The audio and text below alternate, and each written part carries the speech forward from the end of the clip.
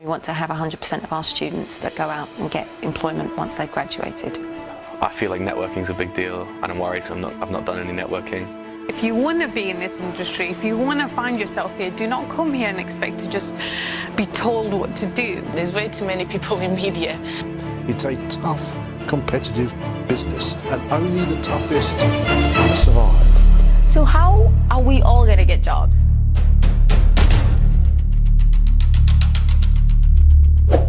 Welcome to United Kingdom.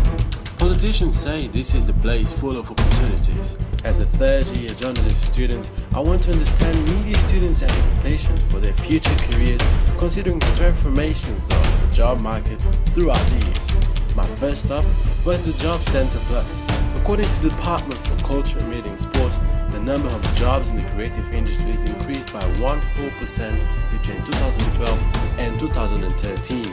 What do almost graduate from unisex university and professionals in the field have to say? Well, they're not that high. I want to think that, because we went to uni, our expectations are higher, but it's really hard in media to get a job. Because I think people who have qualified, who've got good degrees, are able to find simple jobs, part-time jobs, but it's harder to find a job that they're satisfied with. Most of the professionals said that it's all about the connections and all about the people that you know. It's not really just send an email or your CV and that's it. It's really about sitting with them, talking with them, get to know you. People have to know you to see if you're able to do your job and your communication skills, all of that. So yeah, it's about connection. You kind of have to sell yourself. Definitely sell myself all the time. Yeah. How much? How much? Yeah. I don't think it's entirely about the connections, because there are so many people who don't have the connections and they still get the job. I think it's about you being ambitious and going for it, and that's it. If you want something, you'll get something. You shouldn't expect others to give it to you just like that. I think that having a mix is really important. The more experience you have in different fields, the more you will get employed by organisations and companies. I expect a lot of voluntary work, a lot of workshops to be attending, as opposed to going straight into like a accomplished job or an established job. Everyone talks about youth unemployment, that no one's getting jobs, but the thing is, when people do actually take the time out to apply and actually work hard to find something, then there's no problem. I mean, I don't think youth unemployment was as bad as it was a couple years ago, because I see more people getting employed now. In the UK, I think they still have this kind of stable economy that they can turn the table. The money needs to be put in the correct areas. Just depends on what the government is going to do next. If they do focus on making young people to thrive and to earn money, then they can turn the table. The way that creative industries are being treated is appalling. There's been budget cuts, and they continue to cut in terms of creative industries. I think that's terrible. I think that's why a lot of successful artists are not from the UK, because they don't tend to invest in that as much as they invest in other things. And I definitely think that it needs to be changed. I feel like if you change the industry, it becomes a different job. So it's important. I would think maybe. It's a challenging question. Give me a second to think about this. Give me a second to think about it. If I had the power, I'd personally put a youth government involved, or an established community that can truly voice the opinions for the youth. I think the government needs to start investing in us. Even an internship, you know what I mean? Like, an internship is supposed to give you experience, and they want you to have experience for experience. It doesn't make any sense. And even then, people need to sustain themselves. Probably they need to get another job while they're doing the internship. So yeah, probably I would, launch some kind of program or to support young people. Definitely changing some laws so the internships at least paid a little bit, because I feel like there are some companies at least that take advantage of the system with interns. they don't want to risk, because they're such a big company, one incident could ruin their profits, and it's all about money at the end of the day. There will be someone who will give you experience. You have to not give up after 2, interviews. You have to keep going until you find someone who is willing to give you that experience. Here, what I've seen is that this clear division, it doesn't make sense, because if you want to always renew the job market and you want new people to come into the job market, you need to give them a chance. They really, really make it hard for people here to just move up. And like we see a lot of like middle class or lower class people go into uni, but they're still poor. And I think that's the problem. Like if you go to uni to better yourself, but then at the end you don't even get it, that means that there's something wrong in the society, because you're doing your part. If they're investing so much time and money in a course, and in the end of the day they don't get the job they dream of or they expect to have, it's going to be a bit disappointing for them. So I do feel like in that, us young people who come from more underprivileged back, or even foreign students, they're going to get neglected. So I am worried in that sense. Yeah. I mean, if I don't have a job, I'm like, oh, so what am I going to do? I'm going to rob a bank. That's the option. No, I mean... I don't think I would feel good about going to the job centre. I'd feel bad. Like if you had to turn up and like say like, oh, I can't get a job, this is bad. Like personally I'd feel bad. But, I think that's what I'd have to do to make money, to support my many children. I think that would be my last stop. Yeah, why is that? How can you go ask someone to do it for you when you haven't tried yourself? Well, yeah, job center is an option. However, I don't think it's a bit of a help, to be honest. I've been in job center before, and I don't know, it's like I had to go there, like I had to go every 2 weeks, and they would like I had to sign some papers, they would ask me some questions, I had to go some workshops or anything, and that's it. After 6 months, it's like, oh, if you don't have a job, then maybe something's wrong. So they start like giving some sort of cards. It's like for young people, and basically if I went to an interview, I'll give that card to the employer. It's like if they employ me, they'll give you that money. So job center will give that money to the employer.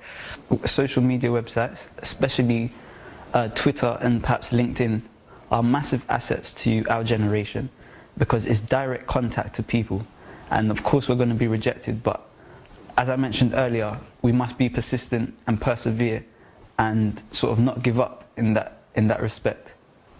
And it's so amazing that how much it like literally changed the job market, that if you like are looking for someone for your company, you just literally go to LinkedIn. It's like a Facebook but for jobs.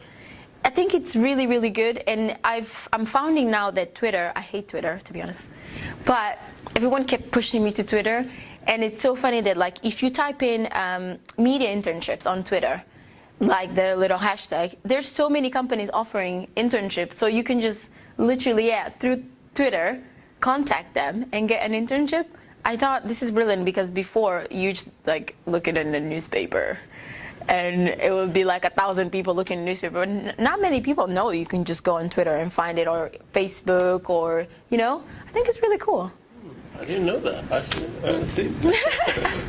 Yeah, I don't really like that system, to have to represent you online, to have to build up this profile and this network. I feel like there'll be people who are good at doing that but bad at doing a job. Bad at people who can spend hours doing a LinkedIn profile, making their LinkedIn look perfect, but aren't good at a job. So I feel like there's no substitute for a face-to-face interview. I feel like when you meet somebody you get a better impression of them and what they would be like in the job. It's not something. It's so easy to make stuff up and do stuff just for a CV or just for a LinkedIn profile. I think it's a good thing to maybe sell yourself initially, but I don't think it's a good basis for hiring people. I think face-to-face interviews, or looking at people's past work, like if people are creative, looking at their creative past works, is a much better way of deciding who to hire than it is looking at the way someone sells themselves online. Also, it is quite open for everyone to see. It's like if I went onto it and I wasn't looking to employ someone, I was just looking for someone, if you know what I mean, then I think it's quite risky to use them sort of outlets, because I think it's a huge privacy issue. Like, but it depends on the person. Do they want everyone to know, like, their whole CV, or you know, or would you rather just email it to someone directly, or give it to them by hand directly? It's up to the person. I don't know why they don't agree to it, because it's a really good platform for you to get that information out in a concise way. It's also a fantastic platform to find out what other people are doing, what other jobs are out there, what companies are like, what those companies are offering. There's groups around maybe your profession, the industry that you want to go into, so you can get some up-to-date information about what's going on. And people are headhunted through LinkedIn. All my advice would be to students is look at yourself, make sure you understand what you can do a little appraisal on yourself, and then start planning. It's about making yourself stand out. It's making sure that you are looking different to everybody else. But it's keeping going. You have to persevere. Don't get put off by rejection. It's all a lot of the time down to research and about maybe changing your expectations and changing your ideas of what those industries are offering. Because you're a university student and you're possibly going to be graduating this year, it would make sense to possibly come here first to get all the sort of ideas about where you can go and who's going to offer you that support, and then use that information to go and access that support and advice. Just because it's on your doorstep, literally. But as I said, good career planning is about looking at what's out there and accessing all of that at the times you need to access it. So signing yourself up to a recruitment agency, uploading your CV onto a jobs board, coming to speak to us should really probably be done all at the same time. What does Hive do for the graduates? Yeah, so what Hive is wanting to do is want to help graduates get opportunities, employment opportunities in the creative industries. And the way we do it on Hive is allowing graduates and new creatives to show off exactly who they are. So we develop the profiles so that graduates can showcase all their work. So on your Hive profile, you can pull in all your show reels, so any of your social accounts that any of your working pull into one centralized space. Then we also tag all the profiles, so you can say what skills you have, what industry you have, or what job role you'd like to get. And based on those tags, Hive will constantly give you opportunities like jobs that are coming up, the latest internships. And also, because Hive is completely free, we want as many people to join as possible to open up the opportunities to as many people as possible. And as you can see, all the vacancies on the site are free as well, so we're hoping that more companies will post up the opportunities there so people become aware of all the opportunities that do exist in the creative industries. Because there is quite a lot of opportunities, it's still quite an exciting time. There are 1.7 million people employed in creative jobs in the UK today, and that makes up 76.9 billion to the economy. So it's a very big industry, and we want to kind of help grow that further. Even for young people? Even for young people, there's a huge amount of opportunities, so we just want to make people aware of the types of opportunities. Because often with the creative industries, it's stereotypical. People say it's who you know, not what you know.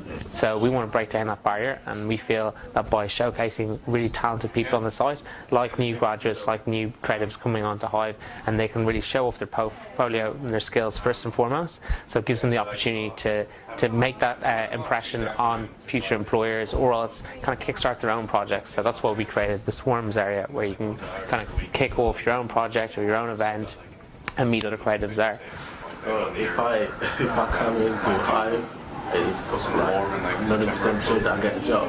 Oh, yeah. I'd love to be able to guarantee you a job if you join Hive today. But I want to increase, I definitely think Hive increases your chance of being employed, because if you're talented, you can show off all your skills there. We're getting lots and lots of jobs onto the site. Like, since we've launched, we've had over 500 jobs hit the site, and we have in lots of the creative industries, we have huge companies joining. So we've had BBC, ITV, Facebook, Google, Penguin, Framestore. So there's some big companies there adding lots of jobs. So it's terribly exciting if you are starting. But sometimes if people are getting frustrated because they're not getting jobs. Something good can always come out of that, because then they try and do something themselves. People become more entrepreneurial, and for me that's terribly exciting. So you look at the games industry, I mean that's grown 22% year on year, and that's because people are just going straight out of university and going, hey, I can do this myself, I can start my own company. In the gaming industry there's 1,902 different companies in the UK alone. That's like absolutely phenomenal. And it's not just in London, or it's not just in Manchester, it's not just in Birmingham, they're in like all different cities all around the UK.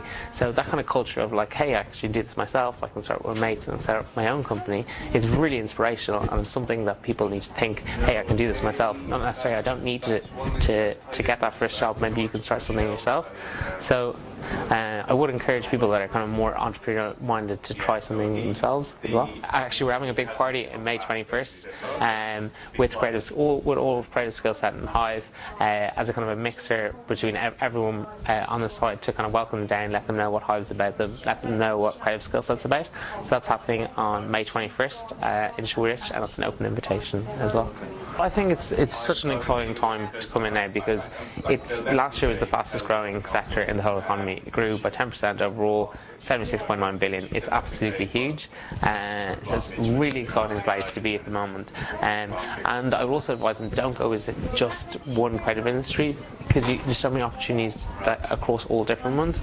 And to get out there and understand the other industries, because there's a huge crossover between fashion, gaming, advertising, animation. Yeah, it's terribly exciting, and I would encourage anyone to get into the industries right now. Then, when I was a graduate, a few years ago now, I think publishing and media has always been a challenging sector to find, or to find any job really, let alone a well-paid career job with job satisfaction and prospects and security and all the rest of it. But I think it's become, in the years since, it's become ever more difficult. When I was a student, of course, people generally look to companies and larger organizations to find those jobs.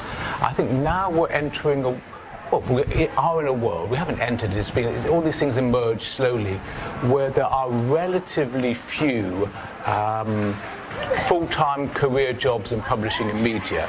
More and more, everyone in this sector is working on a self-employed and freelance basis, where increasingly people will just take you. There'll be a core of people at the BBC or elsewhere that they employ, and their job is to identify those independent small companies or freelance practitioners and to pull in the talent they need for a job. The same that you would work on a film or a book launch, or all these sort of things. You just pull in the people you need for that amount of time, to make it in some ways worse, but in some ways better. The fact is, publishing and media, it's far easier than it ever was to create your own body, your own portfolio of work, and to show it as your virtual calling card.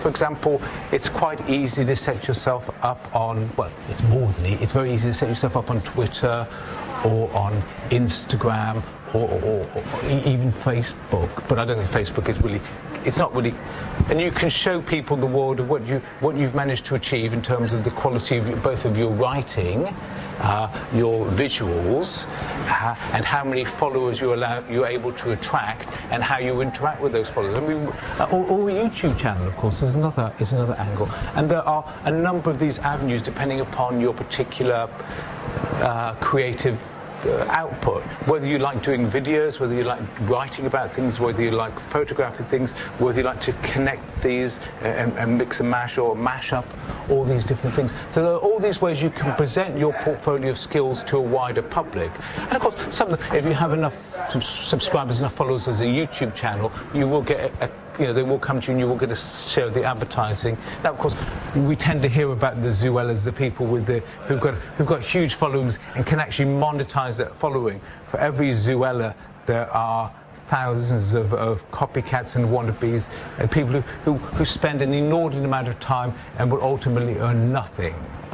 But when I was all those years ago, it was much harder to create your own content and to get anyone to consume it. Yeah, we had zines, we had student newspapers, there was even a student television channel. But there was no internet. There was no way you could really access access these things. You kind of you had to really push them on people. That people wouldn't come and have a look at it. I think there are more opportunities, yes, but I think you have to take a very different angle on it. You can't wait. You can't wait for them to come to you and offer you a job. Wikipedia, at least to the charity behind Wikipedia, the Wikimedia Foundation, and Wikimedia UK, I think every year takes on one intern. It may have changed because the budget's under a good deal of pressure at the moment, but they would take on one intern at the London living wage. When I joined the BBC, the first thing I did was have a 3-month contract, and then a 6-week contract, and then a 4-week contract, and a 6-month contract. And eventually, after a couple of years, I got a 1-year contract, and then eventually, after 3 or 4 years, I got a permanent contract. So it's never been easy, and I certainly don't think it's harder now to get access. I think it's easier now to get access. Consolidating that access into a job, which means that you have a permanent contract, is more difficult because there are fewer jobs around. But I do think that if you recognise that's the limitation, there's still plenty of opportunity. That's not to say it's going to be a plain sailing. It's not. It's a creative enterprise. However, I come from a working class background. Most of my family are taxi drivers, black taxi drivers in London. They have to get up in the morning, go to work, earn the money, come home. Nobody's providing them with a living. They have to do it all freelance. I take the same mentality. I've always taken the same mentality. I have to get up in the morning, earn my living, and hope at some point that I'll get some security. That my power is to inform my students that nobody's going to come and give them a job. My power is to say to them, you need to get out there and get yourself on the radar. If you do want to be a journalist, don't expect someone to come and tap you on the shoulder and say, oh, you look like the person who I can give a job to. No, you've got to get out to them and prove that you have the abilities that are required to be a journalist. From year one, you've got 3 years to prepare yourself, to create a platform for yourself once you graduate. And once you graduate, if you've done that effectively, you will get work. And work will lead eventually to a job. Well, look, the creative industries is one of the most vibrant sectors in the European economy. Certainly in the British economy, it's massive. There's lots of work. The consequence of people not getting the work they want in that industry may be down to themselves, may be simply that people move into other areas where they don't have to be so creative and inspired and come up with ideas all the time. They'll do something safer. They'll go into teaching, or they'll go into a business where they can do press communications. There'll be other avenues where they can use their skills, and that's the way it is. There's no magic to getting the job, but I'm overall optimistic about this creative industry sector because I think it does respond to talent, it does need talent.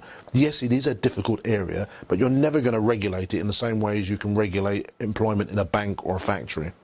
You know, the playing field is even, and when the goals are clear and when the rules are transparent and the referee is fair, you can make the change happen.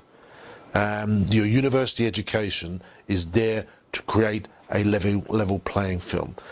It doesn't mean when you get on that level playing field that you're the greatest outplayer, but you need to be aware that in a competitive field you might have to change your ideas about what you can achieve and what you want to achieve. That doesn't mean you have to be less ambitious. You might have to reframe your ambition. The creative industries is a very exciting area to be in, but it's one that comes with high risk because it is so competitive. So I graduated July 2013. And I do try and do little things here and there. And my job itself is kind of supporting the media department. So I think of it as working in the industry. I get to work with amazing researchers and help them do conferences and attend and look at abstracts for papers. When I was graduating or when I was doing my studies, I was looking at all these websites everywhere. So I was signed up for like Milk Round, Inspiring Interns, Indeed.co.uk, The Guardian Jobs. Like literally I had a CV for everywhere and everything. But sometimes I think in education or in your field, things don't materialize. You kind of have to make them materialize. So I only had a few instances where I had paid experience in the industry.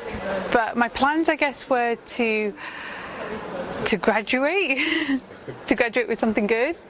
And I guess I just felt I needed to let the world tell me what to do, and then to make things happen, you know, to go off and work with somebody, get an internship, and even if I worked as a receptionist or went into studies, try and kind of find where you want to be, and you can make opportunities.